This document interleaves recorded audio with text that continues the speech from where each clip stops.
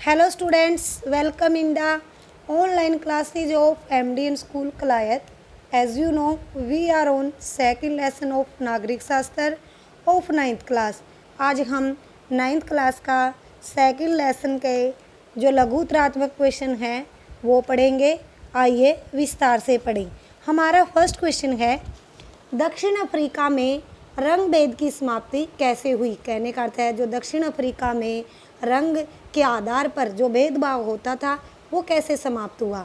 1948 में दक्षिण अफ्रीका को क्या है स्वतंत्रता मिली, लेकिन दक्षिण अफ्रीका में सरकारी संस्थाओं पर ब्रिटिश मूल के गोरे लोगों का ही नियंत्रण रहा। कहने का अर्थ है जब 1948 में दक्षिण अफ्रीका को स्वतंत्रता मिली थी, आज़ादी मिली थी, लेकिन क्या दक्षिण अफ्रीका में जो सरकारी संस्थाओं पर किसका, जो ब्रिटिश मूल के गोरे लोगों का ही नियंत्रण रहा। और उन्होंने क्या किया, जो रंग भेद की नीति को अपनाते हुए दक्षिण अफ्रीका के अश्वेत लोगों और भारतीय मूल के रंगीन चमड़ी वाले लोगों को मूल अधिकारों से वंचित रखा। कहने का अर्थ है उन्होंने क्या है, जो ब्रिटिश मूल के जो गोरे लोग थे उन्होंने क्या किया, जो रंग भेद की नीति को मतलब रंग के आधार पर भेद की नीति को अपनाते हुए उन्होंने जो दक्षिण अफ्रीका के स्थायी निवासी थे अश्वेत लोग और जो भारतीय मूल थे मतलब जो रंगीन चमड़ी वाले लोग थे उनको वो जो वहाँ के मूल अधिकार थे उनसे वंचित रखा। इसके विरोध में अफ्रीकी नेशनल कांग्रेस के नेता नेल्सन मंडेला को 28 वर्षों तक जेल में रखा गया। कहने का अर्थ है जब अफ्रीका के नेशनल कांग्रेस के जो नेता हैं कौन, नेल्सन मंडेला ने जब इसका विरोध किया, इसके विरोध में क्या है आंदोलन किया, तो उसको क्या है देशद्रोह का इल्ज़ाम लगाकर 28 वर्षों तक जेल में रखा गया। किसे, नेल्सन मंडेला को। अंततः विश्व समुदाय के दबाव के आगे झुकते हुए नेल्सन मंडेला को आज़ाद करना पड़ा। कहने का अर्थ है जब समुदाय के जब ये क्या है आंदोलन उग्र बन गया, उसके दबाव के आने के कारण क्या है जो ब्रिटिश मूल के गोरों ने क्या है उनके आगे झुकते हुए नेल्सन मंडेला को क्या है आज़ाद करना पड़ा, मतलब रिहा करना पड़ा। किसे, जेल से। और सभी लोगों को समान राजनीतिक अधिकार प्रदान किए गए, मतलब जो नस्ल के आधार पर जो रंग के आधार पर भेदभाव था वो कानून को समाप्त कर दिया गया। और क्या है जो राजनीतिक अधिकार थे सबको क्या है समान प्रदान किए गए। 26 अप्रैल 1954 की मध्य रात्रि को दक्षिण अफ्रीका गणराज्य का नया झंडा लहराया गया। मतलब क्या है जो 26 अप्रैल 1994 की जो मध्य रात्रि को है दक्षिण अफ्रीका का गणराज्य का क्या है नया झंडा लहराया गया। कहने का मतलब 1 नंबर का क्वेश्चन भी बनता है भी दक्षिण अफ्रीका कब क्या है कि गणराज्य है जो लोकतंत्र देश बना, कब 26 अप्रैल 1994 को। और यह दुनिया का एक नया लोकतांत्रिक देश बन गया था। कौन, दक्षिण अफ्रीका। हमारा सेकंड क्वेश्चन है, रंग भेद की नीति से अश्वेत लोगों को कैसे पीड़ित होना पड़ता था। रंग भेद की नीति से अश्वेत लोगों की पीड़ित स्थिति क्या है, निम्नलिखित प्रकार से है। उन्हें गोरों की बस्तियों में रहने बसने की अनुमति नहीं थी। जो अश्वेत लोग थे क्या है उनको जो गोरों की बस्तियां थी जहां गोरे लोग रहते थे उन बस्तियों में क्या है न तो बसने की रहने की अनुमति थी और न ही वहां बस्तियों में जाने की अनुमति थी। और रेलों, बसों, होटलों, पुस्तकालयों, अस्पतालों में गोरों और श्वेतों के लिए अलग अलग व्यवस्थाएं थी। कहने का अर्थ है जो रेल हैं, बसें हैं, होटल हैं, पुस्तकालय, अस्पतालों, इस तरह क्या है अलग अलग से क्या है इनका पृथक्करण किया गया था, मतलब अलग अलग से व्यवस्थाएं की गई थी। मतलब गोरे लोगों की अलग से और अश्वेत और रंगीन चमड़ी वालों की अलग से। और अश्वेत लोगों को वोट देने का अधिकार नहीं था। अश्वेत यानी जो काले लोग हैं उनको क्या है वोट देने का अधिकार नहीं था। अश्वेत लोगों को गिरजाघरों में भी जाने की अनुमति नहीं थी। हमारा नेक्स्ट क्वेश्चन है थर्ड, आधुनिक लोकतंत्र प्रतिनिधि लोकतंत्र है, इसके पक्ष में 2 तर्क दीजिए। इसके पक्ष में 2 तर्क निम्नलिखित हैं। आधुनिक लोकतांत्रिक शासन व्यवस्था में इतने अधिक लोग होते हैं कि प्रत्येक बात के लिए सबको साथ बैठाकर सामूहिक फैसला कर पाना संभव ही नहीं हो सकता। कहने का अर्थ है जो आधुनिक लोकतांत्रिक शासन व्यवस्था है उसके अंदर क्या है, मतलब उनकी संख्या ज़्यादा है, इतने अधिक लोग होते हैं कि क्या है जो प्रत्येक की बात के लिए सबको यानी इकट्ठा बिठाकर सामूहिक फैसला कर पाना क्या है, संभव नहीं हो सकता। किसके अंदर, आधुनिक लोकतांत्रिक शासन व्यवस्था के अंदर।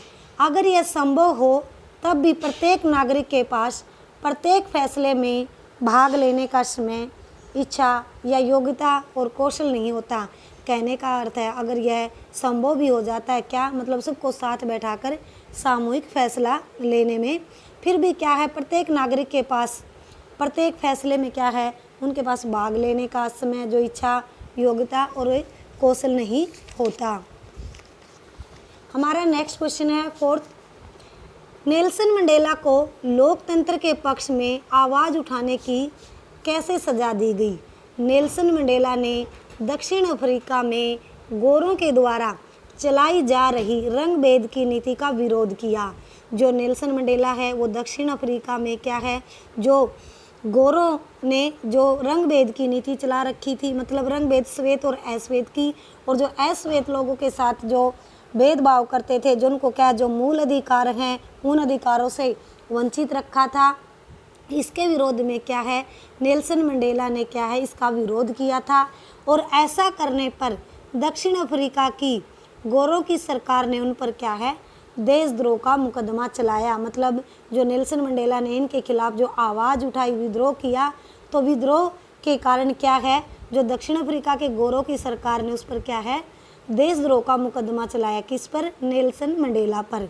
उन्हें और जो 7 अन्य नेताओं को क्या है, नेल्सन मंडेला और जो उसके समर्थक थे, जो 7 अन्य नेताओं को 1964 में देश में रंग भेद से चलने वाली शासन व्यवस्था का विरोध करने के लिए आजीवन यानी पूरे जीवन भर कारावास की सजा दी। और क्या है किसको, नेल्सन मंडेला और जो उसके 7 अन्य जो नेता थे। कब, 1964 में। क्या है जो रंग भेद के आधार पर जो शासन व्यवस्था थी उन्होंने उसका विरोध किया। इसके लिए क्या है गोरों की सरकार ने उन्हें आजीवन कारावास यानी जेल में डाल दिया। और अगले 28 वर्षों तक उन्हें दक्षिण अफ्रीका की सबसे भयावह यानी बड़ी जेल रोबेन द्वीप में कैद रखा गया था। कौन सी में, जो रोबेन द्वीप के अंदर क्या है उनको जेल के अंदर कैद रखा गया था। हमारा नेक्स्ट क्वेश्चन है संविधान किसे कहते हैं। संविधान एक मौलिक कानूनी आलेख है जिसके अनुसार किसी देश की सरकार कार्य करती है। मतलब संविधान के अंदर जो नियम है उनके अनुसार क्या है भाई किसी भी देश की सरकार क्या है नियमों के अनुसार शासन चलाती है, कार्य करती है। यह सरकार के मूल ढांचे को क्या है सुनिश्चित करता है जिसके अंतर्गत जनता पर क्या है शासन किया जाता है। यह सरकार के मुख्य अंगों विधायिका, कार्यपालिका, न्यायपालिका की व्यवस्था करता है।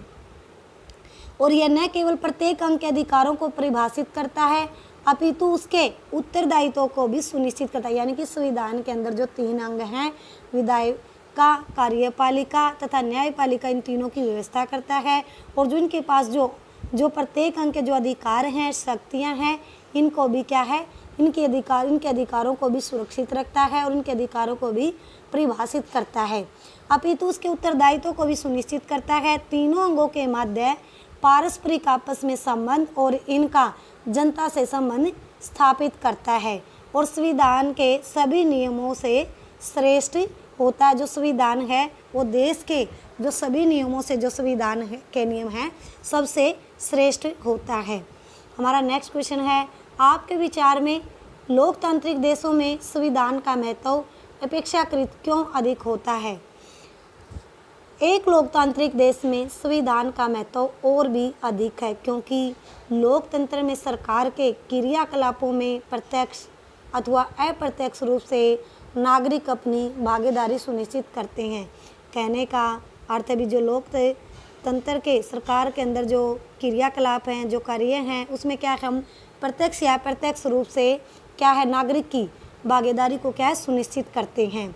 लोकतांत्रिक सरकार में सरकार की शक्तियां स्पष्ट रूप से परिभाषित होती हैं, मतलब लोकतांत्रिक सरकार में जो शक्तियों का बंटवारा किया जाता है, जो पावर है उसका क्या स्पष्ट रूप से परिभाषित रहती हैं। इस सरकार में नागरिक अधिकारों का भी स्पष्ट विवरण दिया होता है, मतलब क्या है, जो लोकतांत्रिक सरकार में जो नागरिकों के अधिकार हैं उनका भी स्पष्ट रूप से वर्णन किया है। सरकार तथा नागरिकों की गतिविधियों की सीमाएं संविधान द्वारा निर्धारित की जाती हैं, मतलब सरकार तथा जो नागरिकों की जो गतिविधियां हैं उसकी सीमाएं किसके द्वारा, संविधान के द्वारा निर्धारित की जाती हैं। संविधान कार्यपालिका की शक्तियों पर नियंत्रण रखता है, जो संविधान है, जो कार्यपालिका है कि जो शक्तियां हैं मतलब उस पर क्या है, संविधान नियंत्रण रखता है ताकि वह लोकतांत्रिक सिद्धांतों के विरुद्ध न जा सके। इसलिए क्या है, संविधान कार्यपालिका की शक्तियों पर नियंत्रण रखता है। हमारा नेक्स्ट क्वेश्चन है, हमारे नेताओं ने भारतीय संविधान लागू करने के लिए 26 जनवरी 1950 की तिथि ही क्यों निश्चित की? कांग्रेस के 1929 ईस्वी के लाहौर अधिवेशन में पूर्ण स्वराज्य की मांग का प्रस्ताव पारित हुआ था। भाई कहने का अर्थ है, जब कांग्रेस ने 1929 ईस्वी में जो लाहौर के अंदर अधिवेशन में हुआ था उसके अंदर क्या है, पूर्ण यानी स्वराज्य यानी स्वतंत्रता की मांग का प्रस्ताव पारित किया गया, पास किया गया और 26 जनवरी 1930 को देश भर में स्वतंत्रता के दिवस के रूप में मनाने का क्या है, आह्वान किया गया। मतलब क्या है, जब लाहौर में अधिवेशन हुआ था उसमें क्या पूर्ण स्वतंत्रता की मांग का क्या है, प्रस्ताव पारित किया गया। फिर उसके बाद जो 26 जनवरी है 1930 को क्या है, देश भर में स्वतंत्रता दिवस के रूप में मनाने का क्या है, आह्वान किया गया। इसके बाद से प्रतिवर्ष यह दिन 26 जनवरी है जो स्वतंत्रता दिवस के रूप में मनाया जाने लगा और यही कारण है कि देश के नेताओं ने भारतीय संविधान को लागू करने के लिए 26 जनवरी 1950 की तिथि ही निश्चित की गई। इसलिए क्या है, भारत में हर वर्ष क्या है, 26 जनवरी को क्या है, गणतंत्र दिवस मनाया जाता है। हमारा नेक्स्ट क्वेश्चन है, भारतीय संविधान को मौलिक कानूनी दस्तावेज क्यों कहा जाता है? संविधान एक मौलिक कानूनी अभिलेख यानी क्या है, दस्तावेज है, यानी लिखित रूप में जिसके अनुसार देश की सरकार काम करती है। मतलब जो संविधान के अंदर जो दस्तावेज हैं, जो लिखित रूप में जो क्या है, जो हमारा संविधान है, जो नियम बनाए गए हैं उसके अनुसार, संविधान के अनुसार क्या है, हमारे देश की सरकार काम करती है। देश का कोई भी नियम या कानून इन कानूनों की भावना के विरुद्ध नहीं बनाया जा सकता। मतलब जब देश का कोई भी नियम है या कानून है, मतलब वो कानून किसी भावनाओं के विरुद्ध नहीं बनाया जा सकता। इसलिए भारतीय संविधान को मौलिक कानूनी दस्तावेज भी कहा जाता है। हमारा नेक्स्ट क्वेश्चन है, भारतीय संविधान जनता का संविधान क्यों माना जाता है? भारतीय संविधान निर्मात्री सभा जनता द्वारा प्रत्यक्ष रूप से नहीं चुनी गई थी। मतलब जो भारतीय संविधान के जो निर्मात्री सभा जो जनता द्वारा क्या है, प्रत्यक्ष रूप क्या होता है, मतलब मत द्वारा, वोटों द्वारा क्या है, प्रत्यक्ष रूप से नहीं चुनी गई थी। तथापि इसके अधिवेशन प्रेस यानी मीडिया तथा जनता के लिए खुले रहते थे। समाचार पत्रों को जनता का दृष्टिकोण तथा उनका परामर्श प्रकाशित करने की स्वतंत्रता थी। इस प्रकार संविधान के निर्माण में देशवासियों के विचारों तथा उनके अभिमतों का समावेश किया गया है, किसके अंदर, संविधान के अंदर। इसलिए इसे जनता का संविधान माना जाता। जो संविधान बनाया गया है सबकी सर्व समिति से बनाया गया है, न कि जो संविधान के निर्माता हैं उनके विचारों से। हमारा नेक्स्ट क्वेश्चन है, पंथ निरपेक्ष राज्य का क्या अर्थ है? पंथ निरपेक्ष राज्य उस राज्य को कहते हैं जिनमें राज्य का अपना कोई धर्म नहीं होता। यानी कि जो धर्मनिरपेक्ष राज्य का क्या अर्थ है? धर्मनिरपेक्ष राज्य उस राज्य को कहते हैं जिनमें राज्य का अपना कोई धर्म नहीं होता, अर्थात वह राज्य किसी भी धर्म पर आधारित नहीं होता। कहने का अर्थ जो हमारा भारत देश है वो एक धर्मनिरपेक्ष देश है, क्योंकि भारत का अपना कोई धर्म नहीं है। भारत के अंदर क्या है, अनेक धर्मों के लोग रहते हैं, इसमें सभी धर्मों को समान समझा गया है, किसी भी धर्म को विशेष नहीं समझा गया है। इसलिए भारत के अंदर सभी धर्म क्या है, समान है। इसलिए भारत एक धर्मनिरपेक्ष देश है। प्रत्येक नागरिक को किसी भी धर्म को मानने और उसका प्रचार करने का अधिकार होता है। भी कहने का अर्थ है भी भारत के अंदर क्या है, जो प्रत्येक नागरिक को किसी भी धर्म को अपनाने या छोड़ने या उसका प्रचार करने का अधिकार होता है। प्रभुसत्ता संपन्न का क्या अर्थ है? संविधान की प्रस्तावना में भारत को प्रभुसत्ता संपन्न राज्य घोषित किया गया है। जो संविधान की प्रस्तावना, जो हमारे संविधान की प्रस्तावना है उसमें क्या है, भारत को प्रभुसत्ता संपन्न राज्य घोषित किया गया है। इसका अभिप्राय पूर्ण रूपेण स्वतंत्रता से है, यानी पूर्ण रूप से स्वतंत्र। संविधान देश में एक ऐसी शासन व्यवस्था की स्थापना करता है जिस पर किसी बाह्य शक्ति का कोई नियंत्रण नहीं है।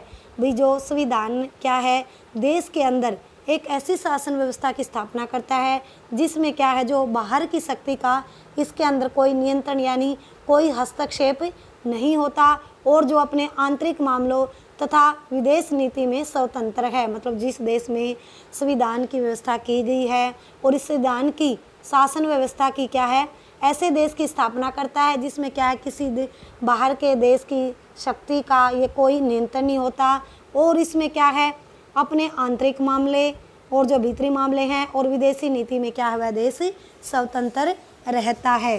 हमारा नेक्स्ट क्वेश्चन है, समाजवादी शब्द का क्या अर्थ है?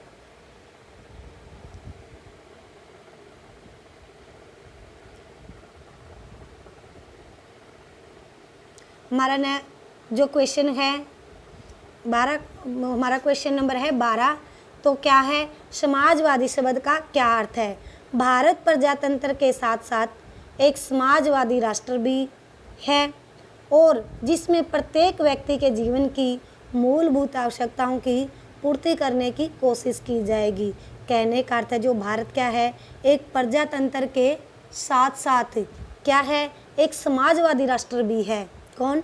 भारत, जिसमें जो प्रत्येक व्यक्ति के जीवन की जो मूलभूत आवश्यकताओं की पूर्ति करने की कोशिश की जाएगी। कहने का अर्थ है, जो प्रत्येक व्यक्ति की जो जीवन की जो मूलभूत आवश्यकताएं हैं, जो जरूरी आवश्यकताएं हैं, उनको क्या है, पूरी करने की, जो पूर्ति करने की पूरी कोशिश की जाएगी। इसलिए भारत क्या है, एक प्रजातंत्र के साथ साथ एक समाजवादी राष्ट्र भी है, जिसमें प्रत्येक व्यक्ति की जो मूलभूत आवश्यकताएं हैं उनकी पूर्ति करेगा।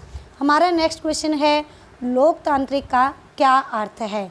भारत क्या है, एक लोकतांत्रिक देश है। इसमें क्या है, लोकतांत्रिक देश होने के कारण भारत के अंदर क्या है, समानता का अधिकार, स्वतंत्रता का अधिकार सबको क्या है, समान रूप से है। इसमें किसी के साथ कोई भेदभाव नहीं किया जाता, चाहे कोई किसी भी जाति का है या किसी भी धर्म का है, चाहे कोई आम आदमी है या कोई मतलब नेता है। क्या है, इसमें क्या है, सभी समानता का अधिकार किया जाता है, सबके लिए क्या है, कानून बराबर है। इसलिए क्या है, भारत एक लोकतांत्रिक देश है। इसका प्रशासन देश के लोगों द्वारा चुने हुए प्रतिनिधियों द्वारा चलाया जाता है। कहने का अर्थ है, जो भारत लोकतांत्रिक देश है, इसके अंदर जो प्रशासन देश के लोगों का मतलब किसके द्वारा, जो चुने हुए जो प्रतिनिधि हैं, जो वो वैश्विक मताधिकार के द्वारा हम अपने प्रतिनिधियों को चुनते हैं, उसके द्वारा ही इसमें भारत देश का प्रशासन चलाया जाता है। और प्रतिनिधियों का चुनाव सार्वजनिक वैश्विक मताधिकार के आधार पर समय समय पर होता है। कहने का अर्थ है, मतलब जो सार्वजनिक वैश्विक मताधिकार है, सबको क्या है, भारत के अंदर जो लोकतांत्रिक देश है उसमें सबको क्या है, वैश्विक मताधिकार, वोट डालने का अधिकार है। क्योंकि पहले क्या था, पौराणिक समय में क्या था, 21 वर्ष यानी कि जो 21 वर्ष है या 21 वर्ष से ऊपर है उनको वोट डालने का अधिकार था। लेकिन अब क्या है, संविधान के अंदर संशोधन करने के बाद क्या है, अब जो 18 वर्ष का है या 18 से ऊपर है, सबको क्या है, वोट डालने का अधिकार है, चाहे वो किसी भी जाति का है, धर्म का है, सबको क्या है, वोट डालने का अधिकार दिया गया है। और मतलब समय समय के अनुसार मतलब जो चुनाव का के जो वैश्विक मताधिकार के आधार पर समय समय पर होता रहता है। मतलब जो क्या है, मतलब जो इनका समय निश्चित किया गया है उसके अनुसार क्या चुनाव है, वैश्विक मताधिकार के द्वारा समय समय पर चुनाव होता है। आज हम यहीं तक पढ़ेंगे। जो मैंने आपको लघु उत्तरात्मक प्रश्न पढ़ाए हैं आप उनको अच्छे से रीड करोगे, लर्न करोगे। Thank you students, have a nice day. घर पर रहें, सुरक्षित रहें।